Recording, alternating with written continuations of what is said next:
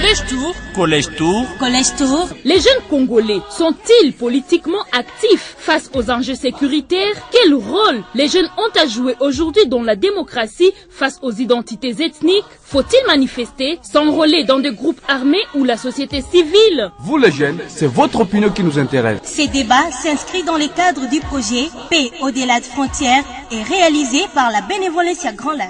Collège Tour. Collège Tour. Freedom is coming tomorrow.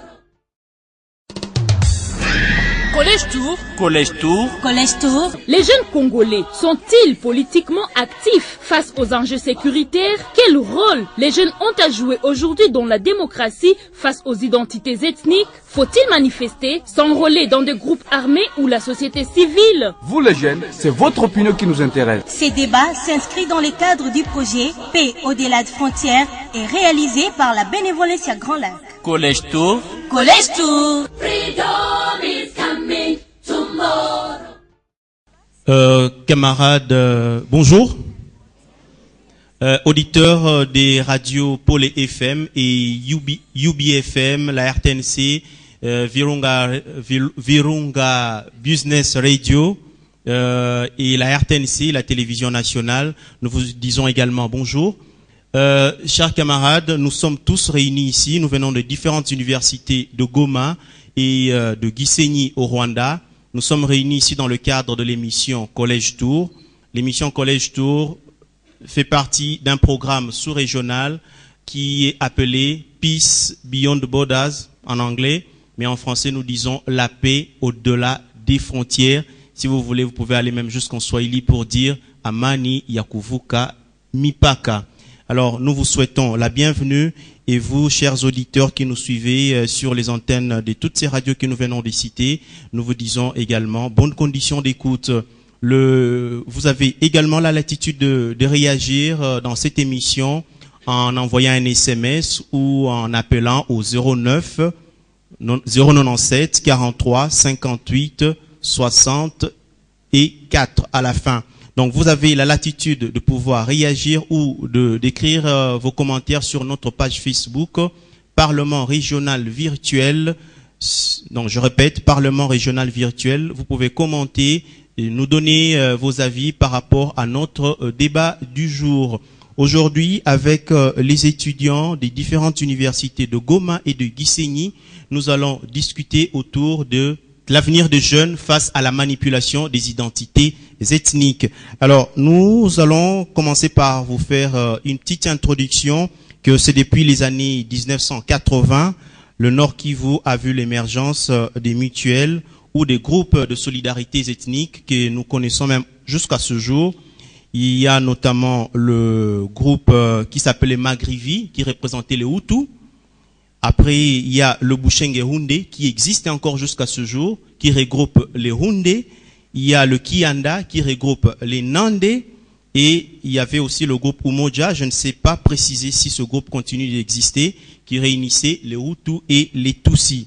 Mais pendant 32 ans du règne du maréchal Mobutu Sese Seko Kukumbwendu Wazabanga, c'est son nom, les chefs de ces clans, les chefs des clans ethniques étaient contraints, étaient obligés de faire profil bas, mais c'est parce que c'était imposé par le maréchal à l'époque. Mais dans les recherches du professeur Eli Kiambokolo, il estime que cette répression, au lieu d'étouffer des velléités ethnico-tribales, a plutôt encouragé l'expression d'une opposition politique qui était basée sur l'ethnicité.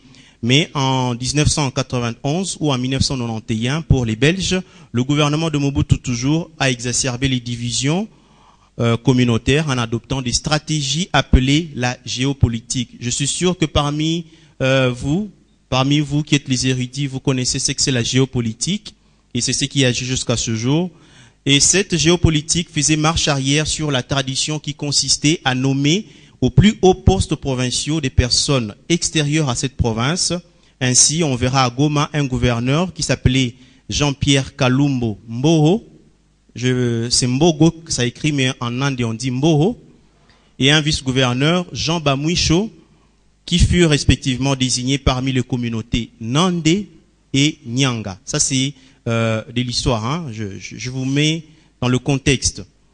Et tandis que le Houndé, à cette époque même, s'est vu confier des postes provinciaux influents, et malheureusement, cette poudrière ne mit pas longtemps pour exploser, notamment en 1993.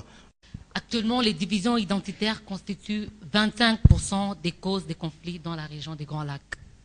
C'est ce qui ressort des analyses d'une recherche menée au Burundi, au Rwanda et en RD, au nord et au sud Kivu, en décembre 2013 par Oxfam Novib et ses partenaires du consortium Paix au-delà des frontières.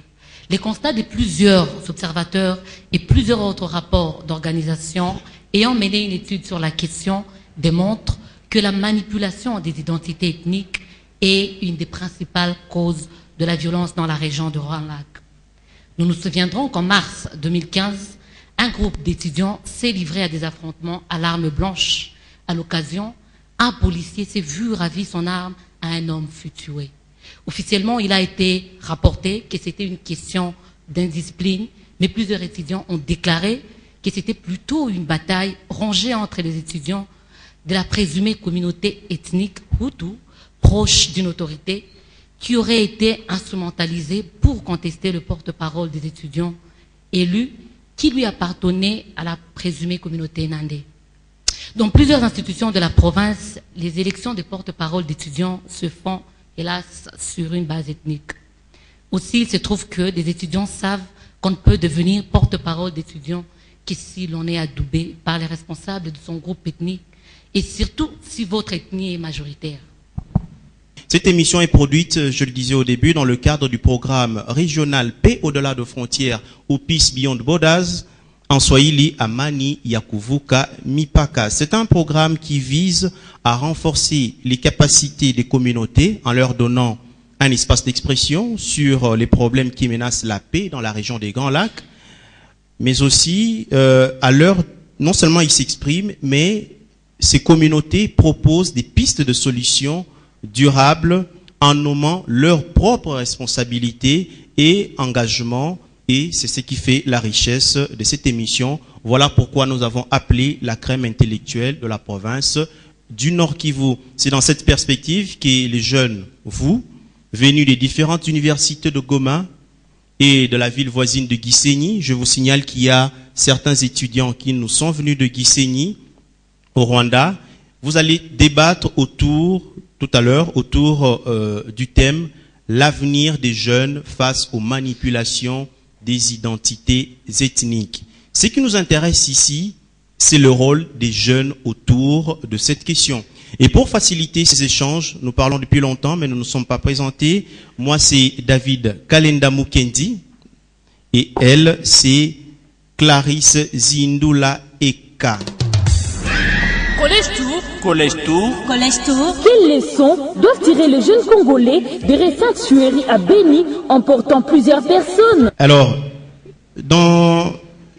nous allons commencer par cette partie qui concerne la réalité actuelle. Et Clarisse, est-ce que tu peux nous donner un peu des éléments qui concernent toute la région des Grands Lacs? David, plusieurs pays de la région des Grands Lacs africains, notamment le Rwanda, le Burundi et la RDC, ont connu des guerres intenses entre 1993 et 2004. Cette période, principalement au soir du XXe siècle, a ouvert la voie à l'instabilité dans la région, caractérisée par la présence des violences armées et des idéologies destructives conduisant à la naissance des milices armées dont plusieurs à connotations ethniques et tribales. Le génocide de 1994 au Rwanda et l'éruption et la prolifération de groupes armés en RDC autour des mêmes années en sont les illustrations éloquentes. Ce sont des éléments qu'on vous donne juste pour pouvoir argumenter. Dans les coulisses de ces violences qu'on a enregistrées dans toute la région, c'est souvent quelques personnalités politiques ou groupes ethniques qui veulent à tout prix maintenir leur position, et de ce fait, ils se livrent à manipuler les jeunes en leur faisant croire que les autres vont vous dominer si vous ne réagissez pas. Et c'est ce qu'on voit généralement dans la théorie de création de groupes. Ceux qui font les sciences politiques le savent très bien, n'est-ce pas, chers camarades? La théorie de création de groupes, où des leaders rassemblent autour d'eux une masse de gens pour les allier à leur cause. Alors, nous n'allons pas monopoliser la parole, Clarisse. Je pense qu'il vaut la peine que nous puissions nous lancer directement dans le débat. Je ne sais pas si vous avez quelque chose à dire. David, vous avez raison, le débat est déjà lancé. Nous allons donc vous présenter un échantillon de la crème intellectuelle du Nord Kivu et de Gisenyi, repartis en 2 équipes qui représentent des avis divergents sur notre thématique. Je veux donc vous présenter la première équipe qui voit du positif dans les manipulations des identités ethniques dans la région de Grand Lac, particulièrement dans notre pays, ici à l'Est. Donc nous avons mademoiselle Kaindo Marie Grace. Elle est étudiante en gestion de développement. Elle est en train de finir sa promotion là en L2. Tu peux bien te lever pour que ceux qui sont au fond puissent te voir. Applaudissons pour madame Kaindo Grace. Ses rêves sont d'être une femme intelligente. Je suppose que... influente, une femme influente. Waouh! Vous voulez influencer le monde autour de vous. Vous avez 23 ans et très ambitieuse. Je vais encore une fois applaudir pour mademoiselle Kaindo Grace. À côté de lui, monsieur Fazili Mihigo Christian, étudiant en faculté de droit. Ses rêves, c'est c'est l'autorité politico-judiciaire. Oh, waouh! Fazili veut être une autorité politico-judiciaire. Il est très ambitieux. Vous pouvez déjà vous entraîner, hein, Patrick. Il faut vous entraîner. Oui. À côté, il y a mademoiselle Iguet Kirego, aussi en faculté de droit. Elle est en train de finir sa promotion également. Elle rêve de défendre les droits humains. Elle est aussi très ambitieuse. Applaudissez pour Iguet. Enfin, monsieur Mukisia Mbavouya Maki, étudiant en faculté de médecine. Il est en 4e doctorat. Il rêve d'être engagé dans la recherche de la paix. Bien que médecin, il veut s'investir dans la recherche de la paix dans notre région et dans notre pays. Applaudissez pour le futur médecin du pays.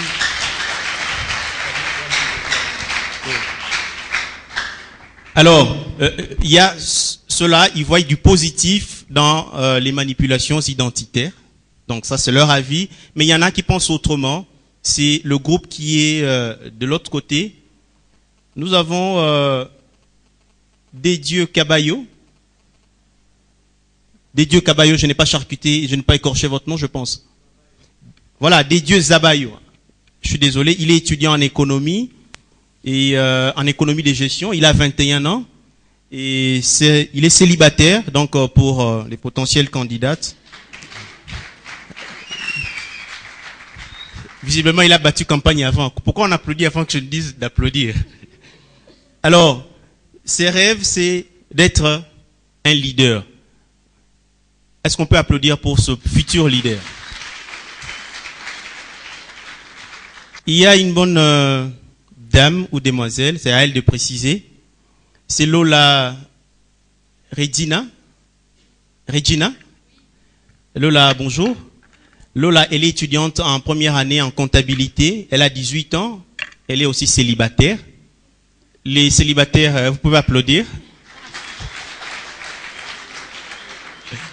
Son rêve, c'est d'exceller dans son domaine de comptabilité. N'est-ce pas? Oui. Après Lola, nous avons Aimable. Aimable, bonjour.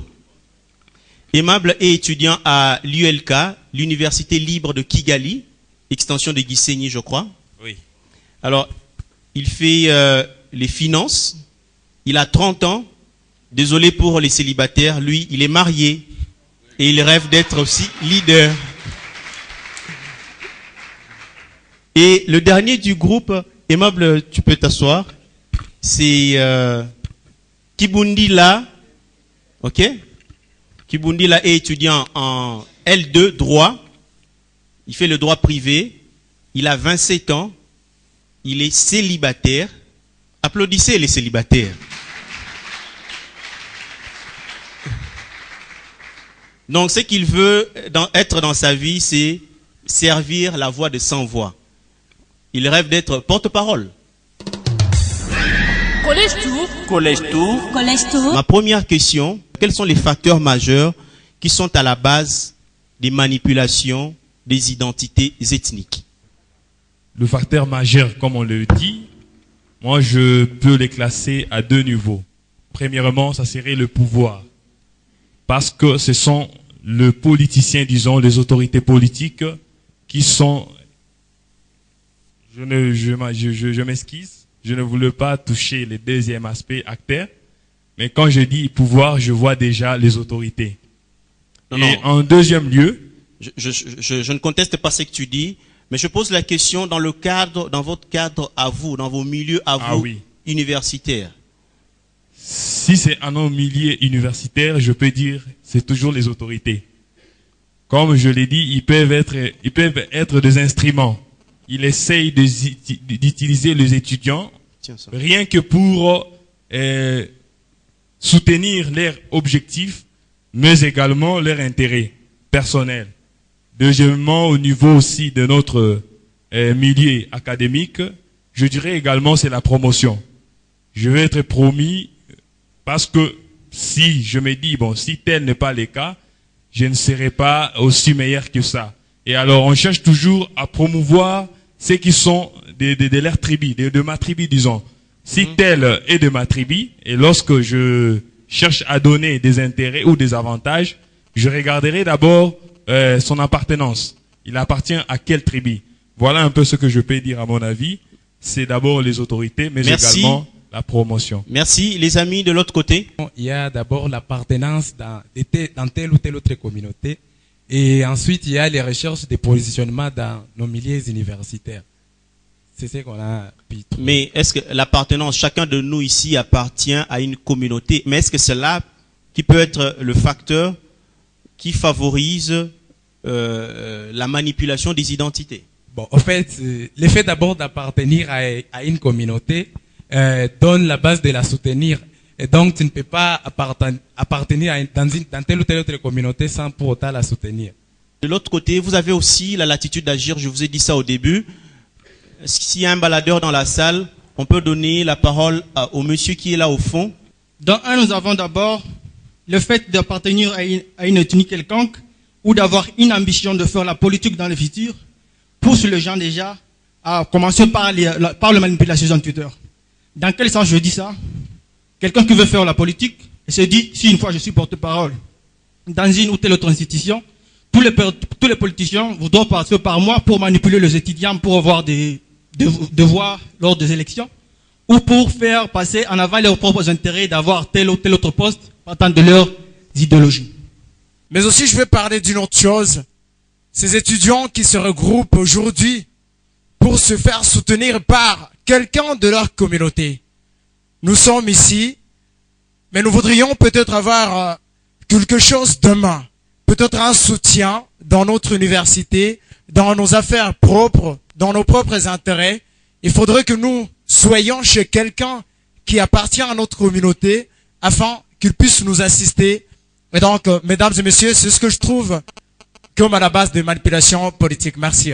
Une dernière personne. On est plus manipulé à cause de...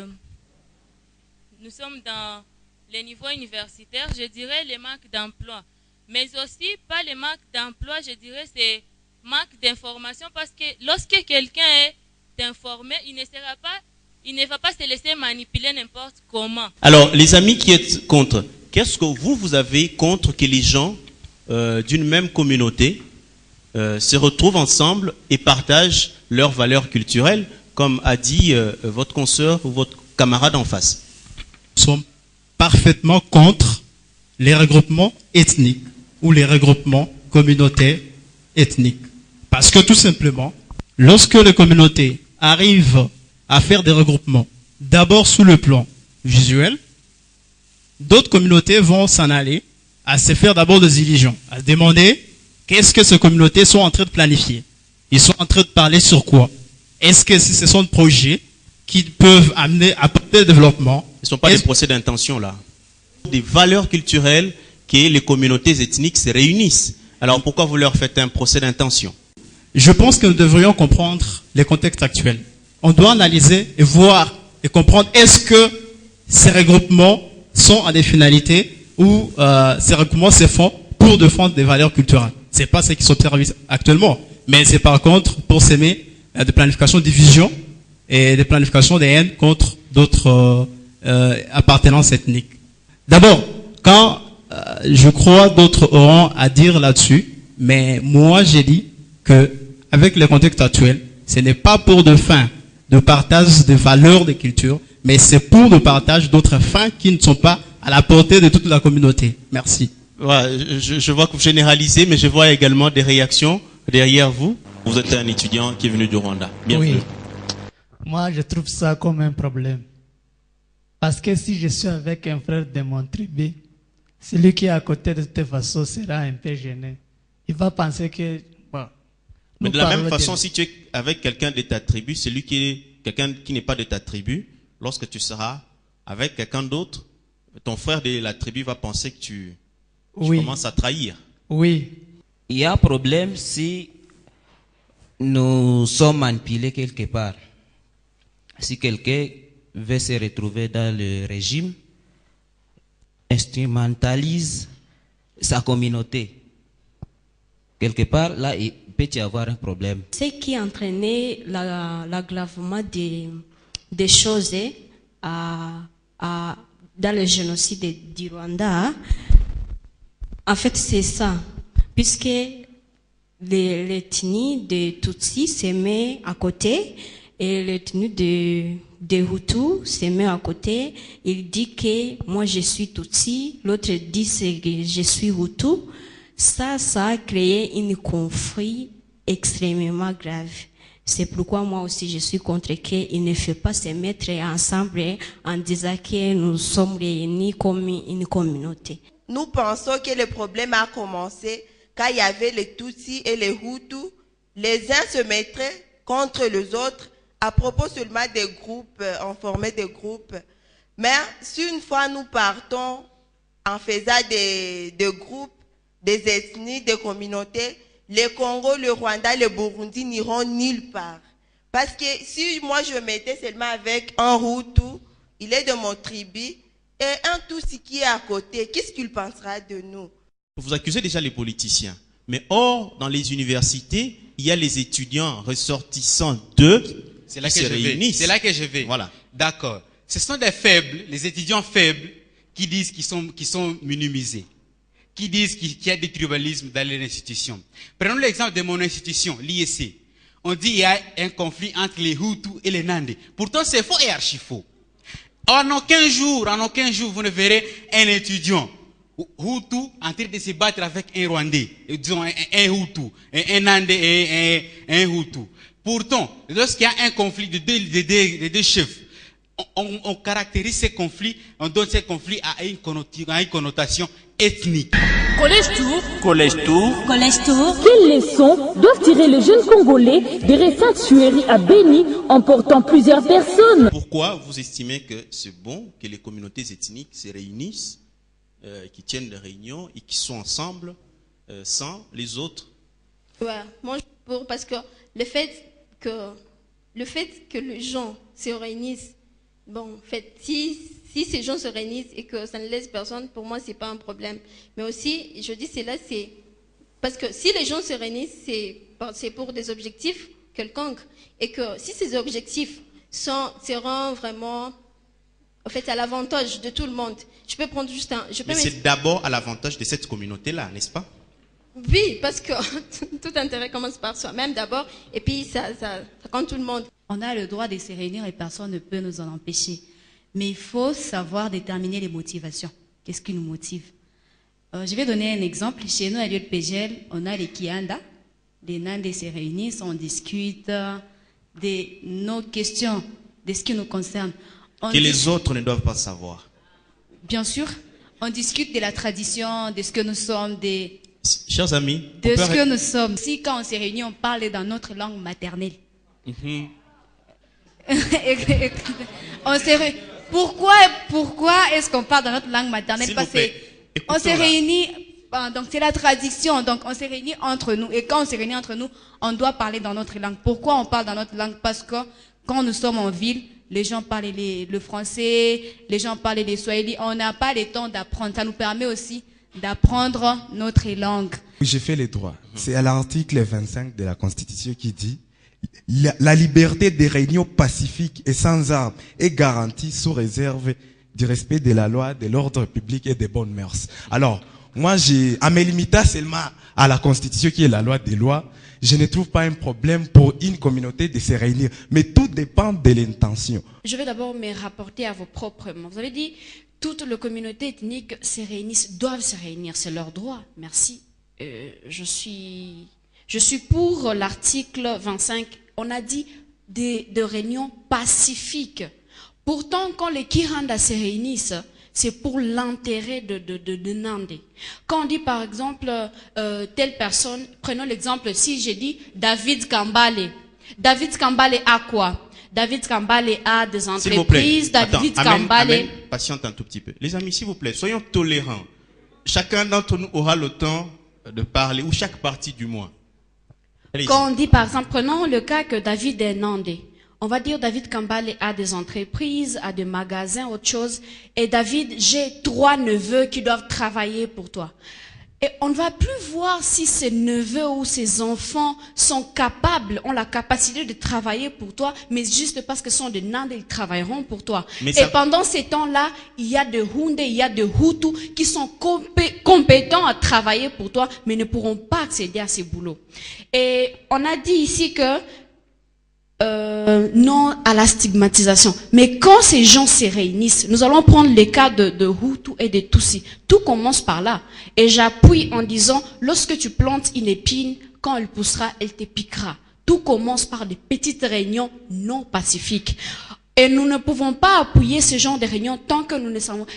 On a dit que les Nandés se réunissent juste pour parler des richesses. Mais si c'est la richesse, on peut facilement montrer à tout le monde que ça c'est ça et ça c'est ça. J'ai dit non, pourquoi? Parce que des fois on s'offusque, on devient un peu fanatique. On sape même son sens de réalisme. On ne sait plus être objectif. Et les plus malins, hein, les hommes politiques malins le savent bien. Des fois, ils commencent à manipuler les gens. Tu sais, moi je suis de ta tribu, si tu veux pas voter pour moi, je vais voter pour lui, tu vois. Tu le connais même pas. Moi, tu me connais. Moi, je vais servir les intérêts de notre contrée. Et des fois, même, on est déçu. On a eu à voter comme ça la fois passée, mais on est déçu. Dès qu'il a les voix, il part. Tout comme tu peux voter pour quelqu'un qui n'est pas de ta tribu. Et oui, si la personne est compétente. C'est pourquoi je dis qu'il faut être objectif. C'est vrai, tu es de ma tribu, tu m'appelles. D'accord, je viens, je te connais, tu es un cousin peut-être. Mais quand je vois ton projet de société, je me dis, franchement, ça marche pas. Et je laisse tomber. Je commence déjà à voir un pays sans culture. Un pays où les valeurs culturelles sont rejetées. C'est ce que soutiennent ces gens. Ils soutiennent que dans notre pays... Mumbere, on discute entre universitaires. Oui. J'aimerais quand même qu'il y ait... Que les autres soutiennent que dans notre pays, qu'il n'existe plus de valeurs culturelles. En soi, le fait de se réunir en communauté ethnique n'est pas un problème. Mais le problème, c'est que ce sont ces acteurs qui viennent manipuler cette jeunesse face à cette identité ethnique. C'est ça le problème. Mais le problème de se réunir, ça, en tout cas, en réalité, ce n'est pas un problème. Merci Mumbere, tu as évoqué un élément, tu as parlé des acteurs. Alors, là, je vais donner la parole à Clarisse pour la prochaine question, parce que tu as parlé des acteurs. Clarisse. Oui, effectivement, Mumbere vient de nous introduire dans le vif même du sujet. Nous savons que plusieurs groupes armés disent agir pour protéger leurs communautés ethniques. C'est difficile de le préciser, mais rappelons-nous que plusieurs étudiants ont dû abandonner les études pour rejoindre notamment le 1-23 en 2012 et 2013. Les gens ont observé et ont vécu la même situation à l'époque de la rébellion du CNDP de Laurent Nkunda, et d'autres sont dans les groupes comme les APCLS et les Nyatura. Ces leaders déclarés de ces mouvements ont-ils la capacité à eux seuls d'organiser ou d'enrôler dans leurs troupes des jeunes, des étudiants, et surtout des intellectuels comme vous? Parce que vous qui soutenez, on peut vous dire justement, pour protéger les valeurs culturelles de notre ethnie, il ne faudra pas que telle autre communauté ne soit ici et on vous enrôle. Est-ce que ces leaders-là qui enrôlent, pas vous, mais quelques-uns d'entre vous, ont à eux seuls la capacité de pouvoir le faire. Et comme vous l'avez dit, il y a ces Mumbere, acteurs-là qui je vous donne pas la enrôlent. parole Qui d'abord. seraient ces gens? On donne la parole d'abord aux Qui sont ces personnes qui vous entraînent dans ces manipulations, qui vous manipulent pour entrer dans la violence lorsque vous réunissez dans vos groupes ethniques et tribaux? Les acteurs que nous pouvons voir à Nekou, ce sont les acteurs, les hommes politiques. Après les hommes politiques, nous avons donc les leaders communautaires, les chefs des communautés. Mais par rapport à la question de Madame Clarisse, où elle a dit il y a des jeunes qui s'enrôlent dans un groupe armé pour protéger, c'est pas les leurs. Je ne vois pas les gens qui peuvent se réunir pour se protéger s'ils ne sont pas d'abord, ils ne sont pas inquiétés. C'est que quand on sent qu'on est inquiété et on cherche le moyen pour se défendre, c'est ce qu'on appelle l'autoprotection. L'autodéfense. Voilà, l'autodéfense. On se sent menacé et on s'est dit. Donc ça se justifie. Comment je peux réagir? On s'est dit, quelqu'un qui peut me comprendre mieux et qui est dans ma peau, c'est la personne avec qui nous partageons peut-être la même culture. Vous soutenez que ces jeunes qui ont rejoint en 2012 et 2013 les M23 et le reste qui continue à y rejoindre les APCLS et autres groupes armés, ça c'est valable et ça vaut la peine de le faire car ils se sentent menacés. Vous soutenez que ça vaut quand même la peine de rejoindre la violence pour s'autoprotéger? Ce sont les motivations qui comptent. Donc, si le jeune était là, il faudrait leur poser la question pourquoi il l'ont fait. Tout en cultivant les valeurs, il y a ce souci de protéger la tribu. Je pense, si par exemple, s'il faut se référer à ce que vous aviez dit, des CNDP et tout le monde, c'est une communauté, c'est sûr, notamment les Tutsis. Peut-être ils ont senti qu'on voulait juste les éliminer sur le territoire congolais, alors qu'ils ont peut-être des potentialités et ils peuvent se réunir et se défendre. C'est dans le sens de protéger la communauté. Alors, Madame Kaindo veut aider son camarade pour m'y expliquer. Le fait de se réunir, en soi, c'est pas un problème. Et que les gens c'est pas qu'on cherche à manipuler les autres, c'est-à-dire, on n'appelle pas les autres à vraiment s'intégrer dans notre culture ou dans notre communauté quelconque. Si une communauté quelconque se réunit, c'est juste c'est pour conserver leurs valeurs culturelles, parce que si les gens se réunissent dans une région quelconque, c'est-à-dire ils ont des objectifs, ils ont des buts peut-être à atteindre. Parmi lesquels s'autoprotéger. Bon, bien sûr, c'est pour d'abord protéger notre propre communauté, mais il faut d'abord se demander si là c'est pour les intérêts de tout le monde. Et donc si les gens trouvent que ça sera à l'avantage de toute la population, à quoi ça sert de ne pas se réunir? Nous avons entendu ce que pensent ceux qui soutiennent la thèse selon laquelle c'est important de se réunir, à ceux qui pensent le contraire.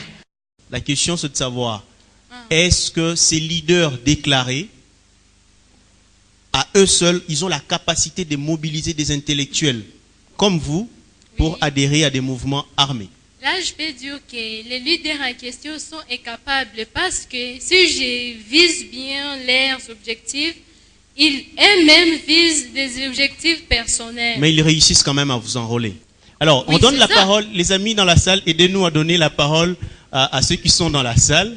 Il y a un monsieur ici en veste, il y a un monsieur devant moi ici en veste qui voudrait bien intervenir. Se réunir, c'est pas vraiment un problème.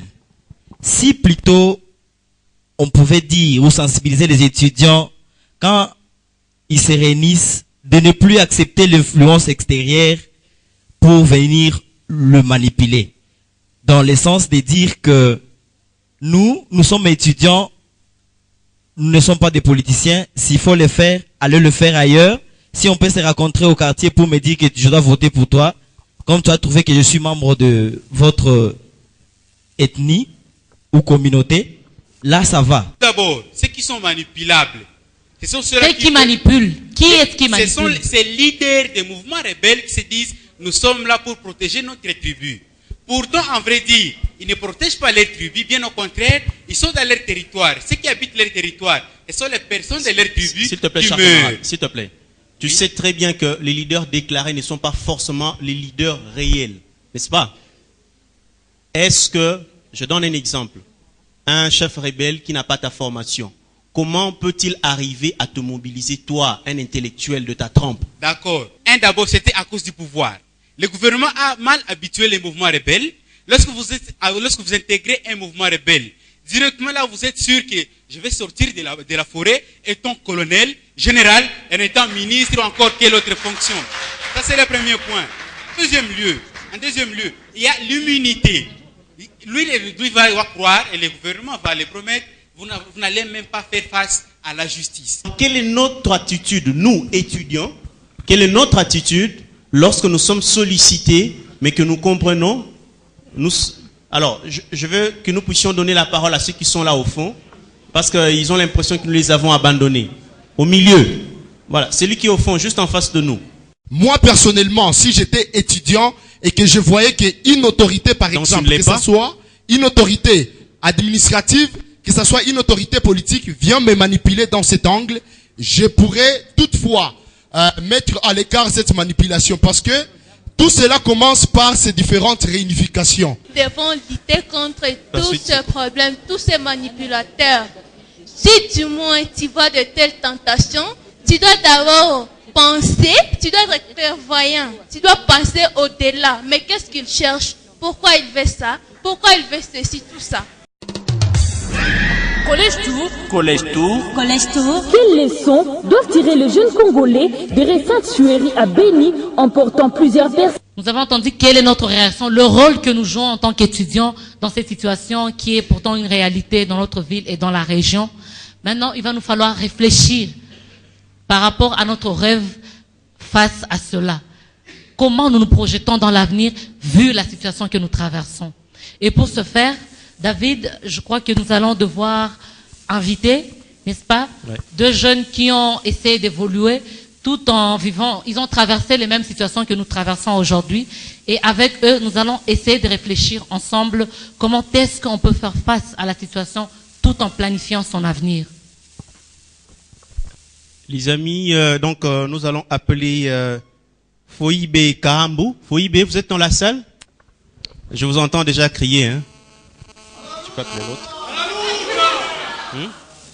Merci beaucoup de la reconnaître. C'est vraiment une leader. Nous faisons appel aussi à monsieur Bernard Bahati. S'il est dans la salle, il peut approcher. Alors Bernard, vous vous êtes engagé à accompagner les jeunes entrepreneurs. Voilà, en 40 accompagner les secondes, jeunes. que pouvons-nous retenir de la Fondation Bahati? En fait, la Fondation Bahati, c'est une organisation qui bel et bien accompagne les jeunes qui ont des ambitions, qui veulent aller de l'avant dans les valeurs. Donc, on peut gagner sa vie honnêtement, on peut gagner sa vie sans tuer son frère, on peut gagner sa vie dans les valeurs. Et c'est comme ça que je me suis dit, j'ai fait un pas, je ne dis pas que j'ai gagné vraiment la vie, mais quand même, je me débrouille pas mal. Et pourquoi ne pas accompagner, pourquoi ne pas partager les expériences que j'ai avec les autres jeunes? Nous savons que tout n'est pas rose quand on avance ou quand on essaie de réaliser sa vision. Quels étaient vos obstacles, Bernard? On a traversé beaucoup de choses. La première des choses est que personne n'était croire, ça c'est un, personne n'était fait confiance. Et comme tout le monde dit, il y a manque de capitaux. Tu sais pas commencer parce que tu n'as rien. Deuxième chose, c'est que la situation de notre pays ne permet pas assez que les choses avancent très rapidement. Il y a l'insécurité qui est là. Vous essayez de commencer, demain on vous pille. Des fois c'est arrivé. Je vécu cela personnellement en 1998. Et à part ça, c'est que les infrastructures ne sont pas là pour que les jeunes puissent se développer comme il se doit. Bernard Bahati, malgré tous ces obstacles, vous êtes quand même parvenu à aller de l'avant et aujourd'hui vous avancez. Vous êtes actionnaire dans 4 autres entreprises sur le plan national et international. Qu'est-ce qui vous a aidé à surmonter ces obstacles pour évoluer? La première des choses, et ce qui est très important, et ce que je voudrais que tous jeunes comprennent, c'est que beaucoup de jeunes veulent, tout le monde veut, mais combien s'engagent? Parce que tout le monde peut vouloir le bonheur, tout le monde peut vouloir bien évoluer, mais combien s'engagent, combien se décident?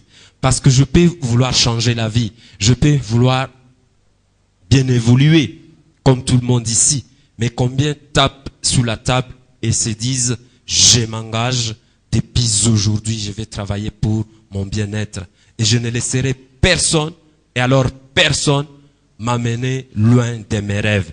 Mais il faut en avoir quand même au moins, parce que on ne peut pas vivre aussi sans rêve, et c'est très important. Ici présent et sur nos ondes, il y a plus de 200 jeunes qui vous écoutent et qui peut-être ont chacun un rêve brûlant dans son cœur. Qu'est-ce que vous dites à ces jeunes? De ne jamais abandonner. Pourquoi? Parce que faut pas attendre quelque chose qui viendra de quelque part. On nous a mal habitués en nous disant que nous méritons seulement les dons venant de je ne sais pas de qui. Mais je pense que nous méritons mieux que ça, nous jeunes. Et nous pouvons faire mieux que ça, parce que nous sommes à mesure. Collège Tour. Collège Tour. Oui, Kabumbu, bonjour. Bonjour. Vous êtes militante de la lucha. Bien sûr. Et on a vu l'impact lorsque vous étiez en train de monter les marches pour nous rejoindre ici. Nous avons vu des réactions. Mais est-ce qu'il n'y a pas des partis politiques ou des acteurs politiques qui ont tenté de vous faire la cour pour rejoindre leur parti politique? Bon. Ce que je pourrais dire par rapport à cette question. Je dois rappeler, tu permets, je dois rappeler que vous êtes militante au sein du mouvement Lutte pour le changement, la lucha, et poursuivez. Je pourrais toutefois dire que la lucha soit, il n'y a pas vraiment de manipulation politique. Particulièrement quant à nous, nous menons des actions qui sont vraiment violentes et on est tout à fait partisans. Je ne sais pas qui pourrait toutefois, soit une autorité politique, soit un parti politique, peut venir auprès de la lucha demander une aide. Franchement, on n'allait toutefois pas l'accorder. Non, vous changez juste de statut. Donc, puisque vous menez des actions non violentes et que vous militez pour des actions qui vont à l'encontre des droits des Congolais, alors les acteurs politiques peuvent se dire, ça peut être une femme forte dans notre parti politique. On ne vous a jamais fait ce genre de proposition? Non, ce n'est pas la contre de droits de l'homme, mais c'est pour promouvoir la dignité humaine, oui. La protection de la personne humaine et non pas pour favoriser des intérêts politiques. Alors, mais il est rare de trouver quand même des femmes dans des mouvements comme la lucha où vous êtes régulièrement arrêtés ou interpellés. C'est sûr que oui, il est rare de trouver des femmes, des filles comme moi, militant dans la lucha parce que c'est un mouvement de risque. J'aimais quand mon confrère était en train de dire que il y a les gens qui veulent toutefois trouver quelque chose sans pour autant faire un effort. Il y a un extrait de Tiken Jaffa Koli qui nous dit que tout le monde veut les paradis, mais personne ne veut payer les prix. Alors, chez moi, je constate que il faut toutefois il faut toutefois faire quelque chose. Malgré les arrestations et les intimidations, il faut persévérer avec détermination dans tout ce qu'on est en train de faire. Mais est-ce que dans votre famille, il n'y a pas vos proches qui vous ont à certains moments découragé et dit, voyez, vous êtes une femme, attendez, il ne faut pas aller dans la lucha parce que c'est dangereux. Il n'y a pas des gens de la famille ou vos proches qui ont tenté de vous dissuader de continuer avec le mouvement la lucha? Il y a trop de découragement de la part des amis, de la part de la famille. Mais je sais qu'un cœur déterminé, tant qu'il n'a pas encore trouvé des choses qu'il est en train de chercher, c'est sûr que oui, il ne peut toutefois pas laisser. Qu'est-ce qu'on vous a dit la dernière fois qu'on a tenté de vous décourager? Et c'était qui? Même si vous ne nommez pas, hein, mais au moins. Bon, tout le monde le dit Utakufa. Toi, tu es en train de faire des choses qu'on ne sait pas avec le régime du pays que nous avons. Je t'assure que tu vas mourir. Mais mourir pour une cause noble, mourir pour la vérité, ça ne dit rien que de mourir comme une mouche en état voleur, menteur, tout et consort. Collège Tour. Collège Tour.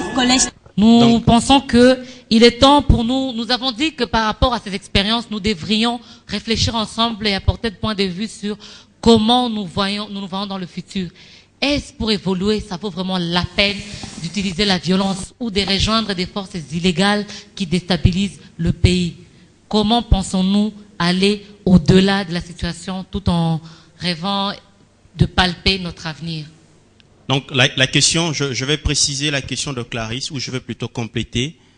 C'est que nous avions dit qu'au bout de nos discussions, nous devrions prendre des engagements, pas des engagements qui demandent à ce que nous puissions mobiliser le Parlement, mais des engagements que nous pouvons prendre au sein de nos universités, dans nos villes et nos territoires, et même au sein de notre région des Grands Lacs, en RDC, au Rwanda, parce qu'il y a des étudiants rwandais qui sont parmi nous. Quels sont les engagements que nous prenons, nous étudiants, qui sommes ici, et même ceux-là qui nous suivent à la radio? Et après vous, messieurs, nous allons directement lire les SMS et ensuite passer aux autres interventions. Merci. Il faudrait que puisse créer un espace d'échange où on pourra voir que, où on pourra se dire justement des vérités. Merci.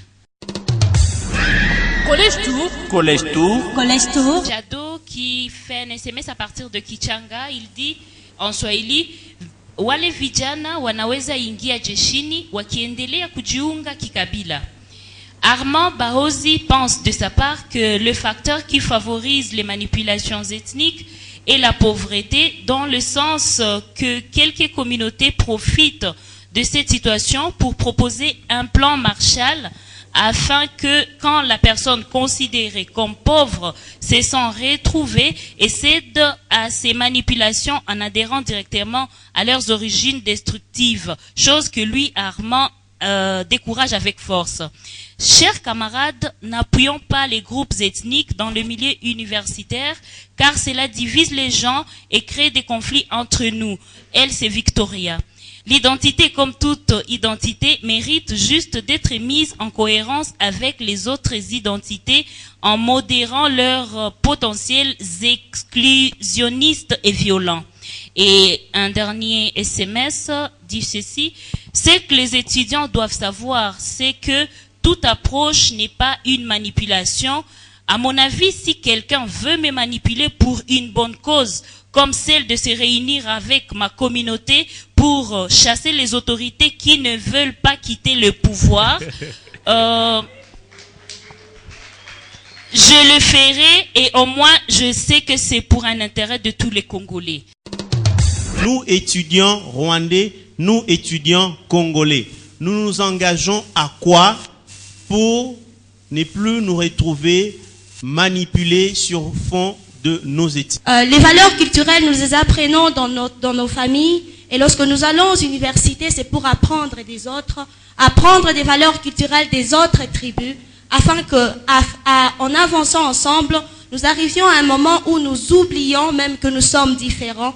Mais lorsque nous apprenons des autres tribus, nous apprenons leurs forces, nous apprenons aussi leurs faiblesses. Et lorsque nous apprenons de leurs faiblesses, nous choisissons d'être une force pour eux. Comme nous sommes de l'autre côté du Rwanda, nous traversons. Moi, je traverse facilement avec ma carte d'identité. J'ai des amis congolais ici, étudiantes. Nous pouvons créer un groupe qui va nous amener à chercher des pistes de solutions concernant ce que nous sommes en train de mener comme problème. Nous nous engageons à pouvoir d'abord bannir les barrières. Moi, je m'engage pour créer les groupes interethniques au sein de nos différentes universités. Je veux être l'ami de tout le monde, je veux être dans la famille de tout le monde pour transmettre à ma génération ainsi qu'à mes enfants de briser ce genre de liens. Merci beaucoup, ça aussi c'est clair. Moi, d'abord, je m'engage à faire preuve d'une maturité responsable. Donc, tous ces gens-là qui viendront pour dire que faisons quelque chose pour telle ou telle communauté, la réponse que je vais donner aux messieurs, c'est que faisons ça pour les Congos. C'est très, très important. On peut il faut se réunir pour les Congos et non pour une tribu quelconque. C'est très important, oui. Vous pouvez écrire sur un bout de papier, ça va figurer dans notre rapport. Vous donnez à la bonne dame qui est là au fond, elle s'appelle Linda. Oui. Alors, elle va passer récolter. Donnez le micro à la dame en lunettes qui est à côté du monsieur qui était en t-shirt bleu. En tant qu'économiste, moi, Mapendo, je m'engage à respecter le principe de la main invisible en économie qui dit qu'il faut intervenir dans l'intérêt général tout en faisant l'intérêt personnel. Parce que si chacun de nous se dit qu'il veut poursuivre son intérêt personnel, mais tout en sachant que les autres aussi auront un intérêt, ce sera intéressant. Merci. en tant que jeune étudiant en communication, futur journaliste, dirais-je, je m'engage d'abord à m'informer, comme on dit, le savoir est une arme, sur ma culture propre et sur celle des autres, et mettre toutes les connaissances, toutes les valeurs en vigueur pour le développement de notre région, et ceci dans le respect et la tolérance. Nous voudrions bien entendre l'engagement d'un des étudiants venus de la ville de Gisenyi. Est-ce qu'il y a au moins une dame, parce qu'il y a Aimable qui a tout le long du débat intervenu, est-ce qu'il y a une dame? Je peux convaincre les politiciens puisque toutes les choses sont au profond. Si la politique est mauvaise, si les politiciens sont mauvaises, et aussi en bas les choses sont mauvaises. Moi, je vois que je peux m'engager à convaincre les politiciens que ce n'est pas bon. Merci. Merci beaucoup. Moi, Marie, je peux m'engager à conscientiser tout le monde de supprimer, en fait, de mettre fin aux valeurs rétrogrades qui stipulent, par exemple, qu'on ne peut pas se mettre avec quelqu'un d'autre qui n'est pas de notre ethnie quelconque. Collège Tour. Collège Tour. Collège Tour. Quelles leçons doivent tirer les jeunes Congolais des récentes tueries à Béni emportant plusieurs personnes? Je rappelle que Bernard Bati nous a gracieusement et gratuitement offert un espace sur UBFM et tous les jeunes qui sont ici vous remercient d'avoir élargi le rayon où on pouvait entendre leur voix. Merci. Foïbé, vous avez mobilisé toute la salle, mais je pense qu'il y aura des gens qui auront d'autres questions. On va se les poser dans le couloir. Mais pour l'instant, nous vous disons merci d'avoir répondu à notre invitation. Je vous en prie. Merci beaucoup. Je vais inviter... ils peuvent partir sous vos applaudissements. Alors, je vais inviter dans le cadre de ce travail, je dis que c'est un programme régional qui est implémenté dans la région des Grands Lacs par Oxfam Novib, mais qui est implémenté dans différents pays par un consortium d'organisations dont la Benevolencia. Je vais appeler Ariane, qui est ambassadrice, elle est actrice de théâtre. Quelle situation ou qu'est-ce que tu as pu illustrer en Europe, qu'eux ne connaissent pas, mais que tu as eu à vivre en Afrique ou ailleurs, et tu as pu convaincre les partenaires à partir de cette expérience? Je suis ici pour rencontrer tous les projets de Oxfam et de rencontrer les gens qui racontent leur histoire.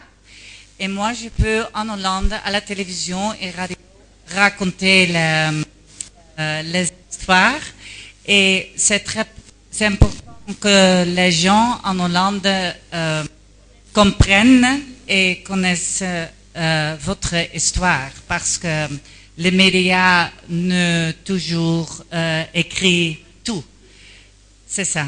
En fait, si je comprends bien, les médias en Europe ont plus d'attention sur autre chose, le Moyen-Orient, peut-être l'Europe seulement, mais vous venez palper la réalité sur terrain pour aller raconter cela aux Pays-Bas. Je voulais franchir, David, c'est pas qu'il se focalise sur le Moyen-Orient ou l'Asie. C'est que la manière dont les médias internationaux racontent notre histoire n'est pas la vraie manière dont l'histoire se présente. C'est pour cela, Ariane, qui est une actrice de théâtre, ambassadrice de la paix pour Oxfam Novib, est venue elle-même sur le terrain, palper du doigt la vraie réalité, pour qu'une fois en retour en Hollande, qu'elle puisse parler aux médias et communiquer au monde international la vraie réalité de l'histoire des conflits dans la région des Grands Lacs. C'est ça? Oui, c'est ça. Oui. Quelles leçons doivent tirer les jeunes Congolais des récentes tueries à Béni emportant plusieurs personnes? Lord, c'est Lord. Voilà. Vous aurez la latitude aussi de leur poser des questions, mais voudriez-vous un peu nous parler de ce programme, mais aussi des différentes activités qu'exécute Oxfam Novib? Donc le programme a commencé en 2013. On a commencé par une recherche. Vous savez qu'il y a une très grande littérature sur les questions de conflits en RDC ou dans la région des Grands Lacs. Mais le programme voulait avoir un diagnostic propre à lui qui lui permette de mettre les actions concrètes en œuvre. Donc, on a fait une recherche ensemble avec tous les partenaires qu'on appuie. Les recherches ont porté sur plusieurs thématiques liées au conflit, donc les besoins des jeunes, les besoins des femmes, les conflits liés à la terre. Et après, le programme a mené des analyses. Vous savez que trouver les solutions au conflit dépend aussi de la compréhension qu'on a du conflit lui-même. C'est pourquoi on devait mener des analyses différentes sur les conflits au Rwanda, en RDC et au Burundi. C'était chose faite. Et puisque nous sommes dans une dynamique régionale, on devrait mener une analyse au niveau régional pour ressortir les questions régionales que les programmes allaient traiter. Donc cette analyse a été faite.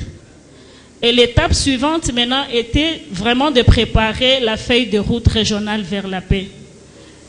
Et cette étape a plus consisté à faire des projets à impact rapide. Vous savez qu'il y a des populations qui sont vraiment très affectées par le conflit. Je sais que tout le monde est affecté, mais nous sommes affectés à des niveaux différents. Et pour ces personnes vulnérables identifiées, il s'agissait notamment des femmes, des jeunes et des anciens combattants, on a mis en œuvre des projets à impact rapide. Et c'est dans cette seconde étape qu'on a mis en place aussi le Parlement régional virtuel pour regrouper tous les débats qui se passent à la base.